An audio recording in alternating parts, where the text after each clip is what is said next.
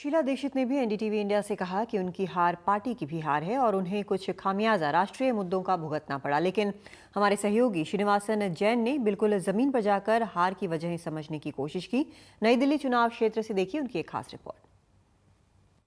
शीला दीक्षित नई दिल्ली सीट से क्यों हारी, उसका जवाब जानने के लिए हमको इन किस्म के बस्तियों में आना पड़ेगा जो नई दिल्ली सीट के बड़े बड़े कोठियों के बीच में बसी हुई हैं और जो सालों से कांग्रेस को वोट देती आ रही हैं।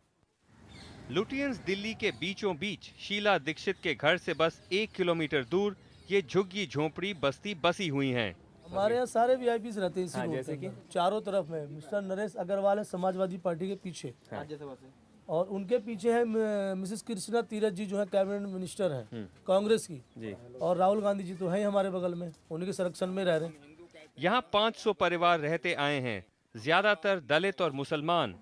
इन्होंने ही शीला दीक्षित की 3 बार की जीत की बुनियाद रखी। नई दिल्ली सीट के 1.2 लाख वोटरों में करीब 60,000 ऐसे ही कम आय वाले बस्तियों में रहते हैं।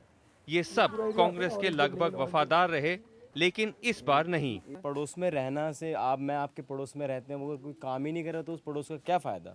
शीला जी की यहाँ से दूरी हार्डली 1 किलोमीटर की दूरी है, लेकिन पिछले 15 सालों में वो एक बार भी इस तरफ नहीं आई है। ये आलोचना इसीलिए और भी हैरान करती है क्योंकि महावीर सिंह जैसे लोग शीला दीक्षित के पोलिंग एजेंट थे। मैं खुद कट्टर कांग्रेसी हूँ, मेरे दादाजी मेरे पिताजी सब कांग्रेसी हैं। अच्छा, आप खुद कट्टर कांग्रेसी? बिल्कुल कांग्रेसी हूँ मैं, और उनका सपोर्टर भी हूँ। उनके लिए मैंने काम भी करता हूँ पार्टी के लिए। बाकी काम क्या चाहिए हमारे कैंप के लोगों को, तो यही चाहिए था कि बच्चों के एडमिशन हो जाते हैं, राशन कार्ड है या कोई बच्चों के मट्टी के तेल है, राशन कार्ड बंद पड़े हैं, इन्हीं कामों के लिए अटेस्टेड के लिए जाना होता है और कोई खास काम नहीं होता है। लेकिन कॉमनवेल्थ खेलों के दौरान इनका गुस्सा तब तीखा हो गया जब एनडीएमसी ने इनकी बस्तियों पर बुलडोजर चलाने की चेतावनी दी। ये बस्तियां उसी की जमीन पर हैं।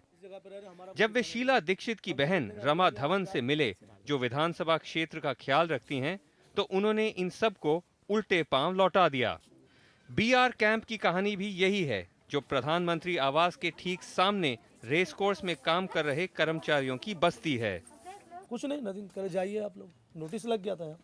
अच्छा, नोटिस लग गया था? नोटिस लग गया था, जिसमें गेम का टाइम था।